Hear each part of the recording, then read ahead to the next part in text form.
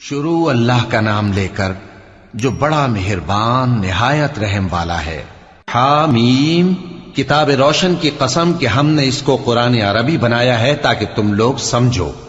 اور یہ بڑی کتاب یعنی لوح محفوظ میں ہمارے پاس لکھی ہوئی اور بلند مرتبہ ہے، حکمت والی ہے۔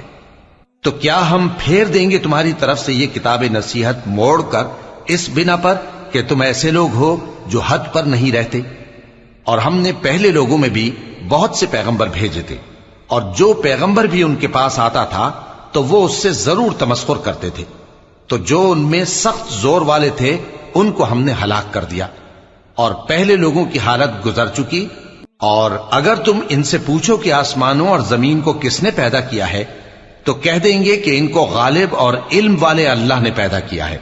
جس نے تمہارے لیے زمین کو بچھونا بنایا اور اس میں تمہارے لیے رستے بنائے تاکہ تم راہ راست پر چلو، اور جس نے ایک اندازے کے ساتھ آسمان سے پانی نازل کیا،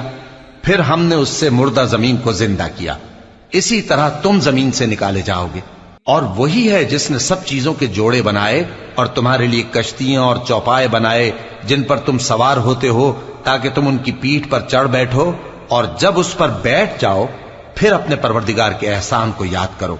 اور کہو کہ وہ ذات پاک ہے جس نے اس کو ہمارے زیر فرمان کر دیا اور ہم میں طاقت نہیں تھی کہ اس کو بس میں کر لیتے، اور ہم اپنے پروردگار کی طرف لوٹ کر جانے والے ہیں۔ اور انہوں نے اس کے بندوں میں سے اس کے لیے اولاد مقرر کی،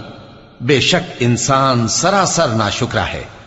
کیا اس نے اپنی مخلوقات میں سے خود تو بیٹیاں لیں اور تم کو چن کر بیٹے دے دیے،